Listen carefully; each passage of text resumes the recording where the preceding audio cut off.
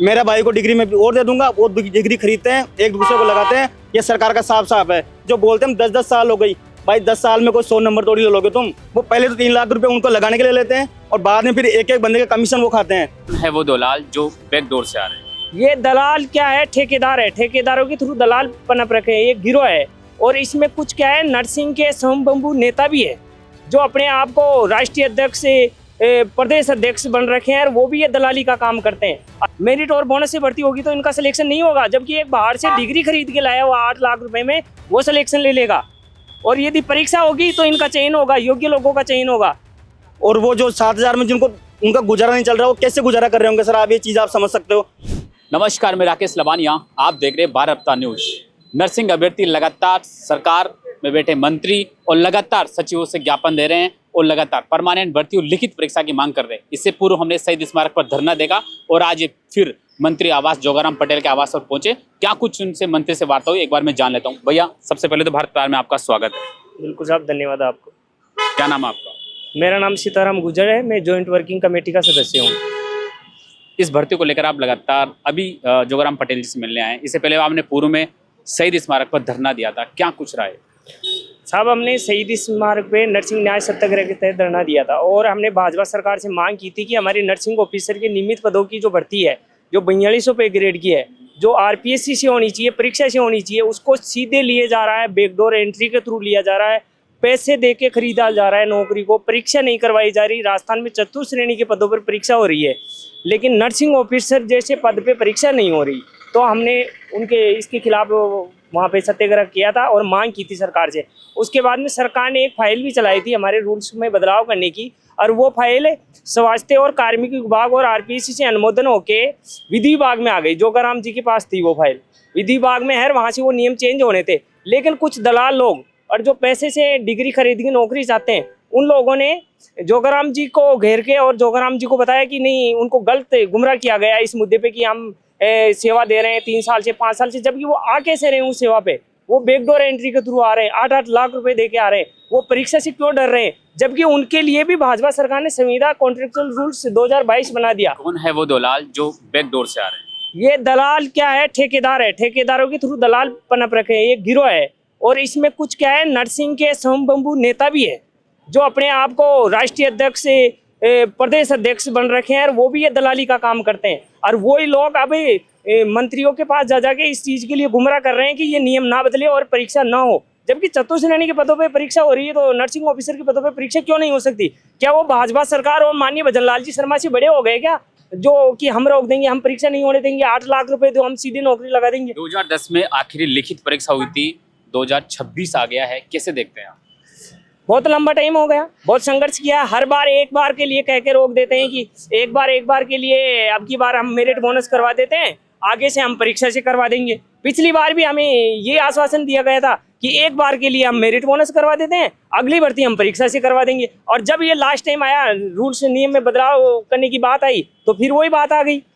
ऐसा नहीं होने देंगे हम। हमारे साथ हमारी जो हमने मेहनत की है, योग्यता से हमने डिग्री ली है, यहाँ से गवर्नमेंट कॉलेज से पास आउट है हम, हमारे ये एसएमएस मेडिकल कॉलेज से पास आउट है, ये एसएमएस मेडिकल कॉलेज से पास आउट है। यदि ये मेरिट और बोनस से भर्ती होगी तो इनका सिलेक्शन नहीं होगा, जबकि एक बाहर से डिग्री खरीद के लाया हुआ 8 लाख रुपए में वो सिलेक्शन ले लेगा। और यदि परीक्षा होगी तो इनका चयन होगा, योग्य लोगों का चयन होगा। हम चाहते हैं भाजपा सरकार जीरो टॉलरेंस भ्रष्टाचार की नीति पे काम कर रही है, तो हमें परीक्षा के माध्यम से जल्द विज्ञापन जारी किया जाए, जो रूल्स का चल रहा है उनका अनुमोदन हो जल्दी से जल्द, और 2 लाख बेरोजगारों को हमें हमारा न्याय मिले और योग्यता के आधार पर परीक्षा के माध्यम से हमारा चयन किया जाए। हम ऐसे नहीं करें कि हमें सीधे नौकरी दे दो। हमारी राज्यों में नर्सिंग ऑफिसर्स का एग्जाम होते हैं, राजस्थान में नहीं होते हैं, कैसे देखते हैं आप? यही तो भ्रष्टाचार है कि बाहरी राज्य नहीं, अपने एम्स जैसे इंस्टीट्यूट में परीक्षा के माध्यम से सिलेक्ट किया जाता है नर्सिंग ऑफिसर को, जबकि राजस्थान में 8-8 लाख रुपए देके सीधे नौकरी प्राप्त कर रहे हैं वो लोग, और ठेकेदारों के थ्रू बोनस अंक प्राप्त कर रहे हैं, फर्जी डिग्री डिप्लोमा खरीद रहे हैं बाहर से यूनिवर्सिटियों से, और वो फर्जी डिग्री डिप्लोमा के उच्च अंकों के आधार पे वो मेरिट बनवा के नियमित पदों पे जा रहे हैं। इस भर्ती को लेकर आपने लिखित एग्जाम परीक्षा के लिए आपने शहीद स्मारक पर सत्याग्रह आंदोलन भी किया, कैसे देखते हैं आप? सर, हमने बहुत लंबे समय से हम संघर्ष कर रहे हैं, लेकिन सरकार को ये चीज़ हम बताना चाह रहे हैं कि एग्जाम करवाना सबसे इम्पोर्टेंट चीज़ है, क्योंकि ये फर्जी जो बैकडोर एंट्री हैं तभी बंद होगी। सर सरकार को जब हमने हमारे जॉइंट वर्किंग कमेटी के सदस्य हैं उन्होंने आरटीआई लगाई थी कि कितने एनएचएम कर्मी काम कर रहे हैं, तो आरटीआई के अकॉर्डिंग हमको पता लगा कि मात्र 1618 बंदे ही सरकार के हैं। बाकी सरकार ने ये बोला कि बाकी तो जो एनएचएम में है वो हमारे आदमी नहीं है। सर मैं आपको एक कॉपी दिखाना चाहता हूँ, ये कॉपी हमारे पास है, इसमें साफ साफ लिखा है कि जितने भी हैं एनएचएम एवं चिकित्सा स्वास्थ्य विभाग के कर्मचारी नहीं है। जब सरकार के वो कर्मचारी ने भी किस हक से वो बोनस मांग रहे हैं, ये बोनस इसलिए मांग रहे हैं कि उनको जो दलाल हैं उनको आश्वासन देते हैं कि आप एक बार ही ले लो और मेरा भाई को डिग्री में और दे दूंगा, वो डिग्री खरीदते हैं, एक दूसरे को लगाते हैं। ये सरकार का साफ साफ है। 104, 108 अन्य किसी माध्यम से नियुक्ति के सरकार के आदमी नहीं है, और जो दूसरे आदमी है मात्र 1618 ही हैं जो एनएचएम के 2023 में लगे हुए हैं, जो बोलते हैं 10-10 साल हो गई। भाई 10 साल में कोई 100 नंबर थोड़ी ले लोगे तुम। लेकिन 10 साल से 7,000 के मासिक वेतन पे काम कर रहे हैं, कैसे कर रहे हैं लोग? नहीं करना चाहिए उनको, ऐसी कौन सी मजबूरी है उनकी? प्राइवेट हॉस्पिटल में काम करो या वो एग्जाम की तैयारी करो। मैं तो भजनलाल जी शर्मा जी को बोलना चाहूंगा कि अगर वो लोग बोल रहे हैं कि हम कार्य बहिष्कार करेंगे तो उनको एक बार कार्य बहिष्कार करने तो उनको बाहर निकाल दो। नर्सिंग कर्मियों का न्यूनतम वेतन भी 13,000 से अधिक है, लेकिन ठेका प्रणाली के तहत आपको 7,000 देते हैं। ये 7,000 बीच में ही कौन जाता है? सर इसमें क्या होता है कि एक बिड होती है, हमको एक कुशल मजदूर चाहिए होते हैं। इसमें लिखा है साहब, मजदूरी जब उनकी होती है तो उसमें ये होता है कि उनकी 13,500 है। जैसे आज अखबार में भजनलाल जी के उनके यहीं से न्यूज़ आई है कि 13,500 मिलने चाहिए, लेकिन बीच में जो ठेका लेते हैं वो पहले तो 3 लाख रुपए उनको लगाने के लिए लेते हैं और बाद में फिर एक एक बंदे का कमीशन वो खाते हैं। तो जब ये कमीशन खाते हैं तो उनको दोनों साइड से उनकी आय होती है ठेकेदारों की। एक तो स्टूडेंट लगाने के लिए लेते हैं, प्लस फिर वो बीच में ये कमाई का जरिया उनको बना रखा खेल। तो वो क्या करते हैं कि उनको आश्वासन देते हैं कि आप हमारे लग जाओ, बाद में हम आपको परमानेंट करवा देंगे। तो उनका कहीं ना कहीं सरकार में पकड़ होती है, सरकार के ऊपर वो दबाव बना के रखते हैं। अभी जब सरकार फाइल चेंज कराने की बात कर रही है, नियम कि ठेका कर्मी सरकार पर हावी है। बिल्कुल सर, ठेका कर्मी अब तक की सरकारों पे हावी थे, लेकिन जब से बीजेपी सरकार है जीरो टॉलरेंस पे काम कर रही है और सरकार नियम चेंज करने में बिल्कुल मजबूती से आगे बढ़ रही है। लेकिन ठेका कर्मी पूरी तरीके से दबाव बना के जोगाराम जी को घेर लिया उन्होंने। मजबूरी में जोगाराम जी को बोलना पड़ा कि आप लोग करो। हम आज उनसे मिलके आए तो उन्होंने साफ बोला कि नहीं आप परीक्षा की तैयारी करो। 7,000 में आप गुजारा कैसे कर लेते हैं? सर 7,000 में कोई गुजारा नहीं होता। 7,000 में वो लोग क्या, जो 7,000 में कमाई कर रहे हैं ना, वो कहीं ना कहीं से ऊपर की कमाई का जुगाड़ करते हैं। वो सरकार की दवाइयां बेचते होंगे या और कोई काम करते होंगे। 7,000 में किसी का घर नहीं चलता सर आज के टाइम में। पूरी तरह से पब्लिक में जहर बांटा जा रहा है। सर बिल्कुल उनको कुछ नहीं आता। पब्लिक में जहर बांटा जा रहा है, उनके जहर घोला जा रहा है। और वो जो 7,000 में जिनको उनका गुजारा नहीं चल रहा, वो कैसे गुजारा कर रहे होंगे सर? आप ये चीज आप समझ सकते हो। उनका गुजारा नहीं चल रहा, इस चक्कर में फिर कहीं ना कहीं वो अनैतिक कार्य करते होंगे या कुछ और कुछ करते होंगे। तो ये सर सब गलत है। ये ठेका प्रथा बंद होनी चाहिए 100 प्रकार। और ये आरपीएससी से चिकित्सा सेवाओं में नर्सिंग कर्मियों की अहम भूमिका है, महत्वपूर्ण भूमिका मानी जाती है, लेकिन आप ही के साथ में ऐसा कुछ हो रहा है, कैसे देखते हैं आप? सर बहुत गलत हो रहा है कि एक मैं देखता हूँ ना, जब मेरे जितने भी साथी हैं जो एम्स में लगे हुए हैं, आज दिल्ली एम्स 1 नंबर पे है, तो उसका कहीं ना कहीं कारण हमारे साथी हैं जो दिल्ली एम्स को 1 नंबर पे लेके जा रहे हैं। आज मैं आपको एक चीज़ बोलना चाह रहा हूँ कि चाहे शिलोंग हो, चाहे बिलासपुर एम्स हो, चाहे भुवनेश्वर एम्स हो, दिल्ली एम्स हो, चाहे जोधपुर एम्स हो, हर जगह राजस्थानी लड़के काम कर रहे हैं। उनको अपना घर छोड़ के क्यों जाना पड़ रहा है? यही कारण, क्यों ठेका पड़ता है। उनकी कोई सरकार में पहुंच नहीं है, ठेकेदारों से उनकी मिलीभगत नहीं है, तो फिर अपनी मेहनत विश्वास करके। राज्यों में नर्सिंग ऑफिसर का एग्जाम होता है, राजस्थान में नहीं होता है। पिछला एग्जाम 2010 में हुआ था, 2026 चल गया, 16 साल बीत गए, सरकार एक्शन क्यों नहीं ले पा रही है? सर सरकार एक्शन दलालों के दबाव में नहीं ले पाती, क्योंकि जब सरकार ये अपना नियम चेंज करनी पड़ी, जैसे इस बार सरकार के साथ हो रहा है। दलाल सरकार पे हावी है। बिल्कुल सर, दलाल अब तक हावी थे, लेकिन भजनलाल जी के आने के बाद में ये इनको बदलाव करने का उन्होंने। किन लोगों से आप मुलाकात कर चुके हैं? सर अब तक हम पिछले 20-25 दिन से हमारा कंटिन्यू ये कैंपेनिंग चल रही है, और बीजेपी की जितनी भी कोर कमेटी के जितने मेंबर हैं, जितने भी ये कैबिनेट मिनिस्टर हैं, सबको हमारी बात पता है, सबसे हम मिल चुके हैं। सबने हमको एक ही चीज़ बोली है कि एग्जाम तो होकर रहेगा। अब क्या रणनीति रहने वाली आपकी? आज मंत्री के आवास पर भी आए, क्या कुछ रहा? सर रणनीति तो एक सीधी सी बात है कि हम बता नहीं सकते, क्योंकि कॉपी डेट हो जाती है रणनीति। और रणनीति की है कि हमको तो ये हमारी मेहनत पर विश्वास, हमको एक ही चीज़ पता है, रिटर्न एग्जाम होगा, किसी भी कॉस्ट पे होगा। ना दलाल रोक पाएंगे, ना स्वयं घोषित नेता रोक पाएंगे, ना पैसे देने वाले रोक पाएंगे। क्योंकि जब बेरोजगार निकलते ना अपना लेके, जब हमको पता कि खोने के लिए हमारे पास कुछ है ही नहीं, तो फिर हमको क्या करना पड़ेगा? हमको तो सर यही है, हमारे पास तो आस यही है। क्या लगता है सरकार जो ठेका कर्मी है, जो ठेके लेती है टेंडर बेस पे, उन पर लगाम लग पाएगी? सर सरकार उनके लगाम लगाने का एक ही उपाय है कि सरकार को खुद की एक कंपनी बनानी चाहिए। जब भी सरकार यूटीबी की जरूरत पड़े, सरकार अपनी कंपनी में उनको लो। और सीएसआर रूल बनाया सर सरकार ने बहुत आराम से, बहुत सीधा सा नियम है कि सीएसआर रूल के उनको परमानेंट करो और सरकार खुद की कंपनी बनाए। ठेका पनपने क्यों देती है सरकार? भैया आप मंत्री के आवास पर आए हैं भैया और के साथ में, कैसे देखते हैं आप?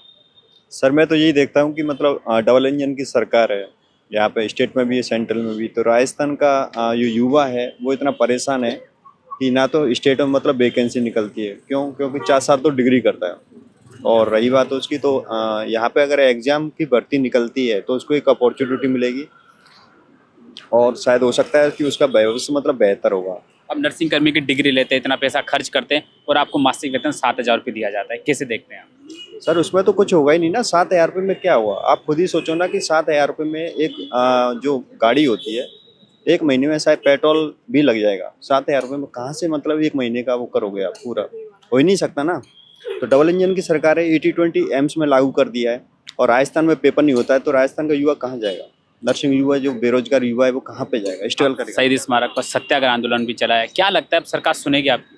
नहीं, हमें उम्मीद है। डबल इंजन की सरकार है और उनका जो जीरो टॉलरेंस नीति पे जो काम कर रहे हैं भजनलाल सरकार जी, उनसे बहुत उम्मीद है कि और भरोसा भी है कि वो कहीं ना कहीं हमारी बात को सुनेंगे और इसमें मतलब लिखित परीक्षा के माध्यम से भर्ती करवा के एक राजस्थान के युवाओं को, बेरोजगार युवाओं को रोजगार देने का अवसर प्रदान करेंगे। नर्सिंग भर्ती परमानेंट भर्ती को लेकर और लिखित परीक्षा को लेकर आप लगातार मंत्रियों के आवास पर भी जा रहे हैं, आपने धरना भी दिया, कैसे देखते हैं आप? सर हम तो यही मांग करते हैं कि हमारे एग्ज़ाम से हो और हमने उसके लिए धरना भी दिया। तो हम सीएम से भी मिले, चिकित्सा मंत्री से भी मिले, सबसे मिले, तो उनका यही पॉजिटिव रहा कि तुम्हारी एग्ज़ाम से ही हो रही है। तो हम तो यही चाहते हैं कि एग्ज़ाम के माध्यम से होगी तो सभी अभ्यर्थी इसमें भाग लेंगे। और अभी ठेकेदार, अभी हमारा तो ये होता रहा है मेडिकल लाइन में, ठेकेदार का अच्छा रहा है, उसको नौकरी दे पा रहा है भाई, उसके थ्रू ही बोनस अंक मिलते हैं। तो अभी हम फार्मासिस्ट में भी यही हो रहा है कि 2018 में उसका नोटिफिकेशन निकाला उन्होंने, उसको एग्ज़ाम के थ्रू निकाला, लेकिन उसको 5 बार आगे खिसका के 2022 में रद्द कर दिया उसको, और फिर आगे उसको बोनस और मेरिट के आधार पर कर दिया गया। और अभी हाल ही में आपने कफ सिरप का मामला देखा जैसे, और ऐसे भी कई मामले होते हैं जो अपन संज्ञान में नहीं आ पाते हैं। तो ऐसे मामले यदि होते रहेंगे, यदि हम योग्य भर्ती परीक्षा के माध्यम से नहीं लेंगे और बोनस और मेरिट के आधार पर ज़्यादातर ठेकेदार के थ्रू वो पैसा दे के लगते हैं, और आपको ये पता है कि ठेकेदार के थ्रू वो पैसा दे के लगेंगे तो ईमानदारी से कभी काम नहीं करेंगे। वो कुछ न कुछ या तो अपनी ड्यूटी पे ईमानदारी से काम नहीं करेंगे या दवाइयाँ बेचेंगे। आप इतना पैसा खर्च करते हैं, मेहनत करते हैं और नर्सिंग की डिग्री हासिल करते हैं और फिर भी ठेके पर काम करते हैं, कैसे देखते हैं आप? सर अब यही तो दिक्कत है हमारे साथ कि हम इतना पैसा लगा के डिग्री करते हैं या डिप्लोमा करते हैं, उसके बाद में भी हमको 7 या 8 हज़ार में नौकरी करनी पड़ती है। उसमें न तो हमारा खर्चा चल पाता है, रूम का किराया नहीं निकल पाता है। लेकिन उसके लिए हम लड़ाई लड़ रहे हैं कि हम जिस मंत्री से मिले उनका पॉजिटिव रहा है कि तुम्हारी एग्ज़ाम ही होगी, तो उसके लिए हम मेहनत कर रहे हैं और आगे एग्ज़ाम से होगी, हमारी यही आशा है। और यही चाहते हैं कि सर लेखा मतलब ठेका प्रथा बंद हो। भजनलाल सरकार जी से मतलब निवेदन करना चाहते हैं कि ठेका, राजस्थान में जो ठेका प्रथा का सिस्टम है वो पूरी तरीके से मतलब बंद हो और लिखित परीक्षा का आयोजन हो। जैसे कि क्या है कि हर साल वैकेंसी निकलती है तो मतलब बेरोजगारों को रोजगार मिलने का मौका मिलेगा। आगे क्या कुछ रणनीति रहने वाली है आज की मुलाकात के बाद? सर आज से रणनीति तो यही है कि उनका मतलब पॉजिटिव रेस्पॉन्स है और हमें पूरी उम्मीद है कि वहाँ से सकारात्मक रेस्पॉन्स आने के बाद में लिखित परीक्षा होगी, डेफिनेटली 100% होगी। और जो ठेका प्रथा है उस पर ही मतलब लगाम लगेगी। राजस्थान में ठेका प्रथा चिकित्सा विभाग में किस तरह से हावी है ये आप लोग देख सकते हैं। शहीद स्मारक पे लगातार नर्सिंग कर्मियों का धरना भी चल रहा था और लगातार अभ्यर्थी मंत्रियों के आवास पर चक्कर काट रहे, मंत्रियों को ज्ञापन भी दे रहे हैं, लेकिन राजस्थान में चिकित्सा विभाग में इतना बड़ा यूँ कहें कि गड़बड़ झाला केस है।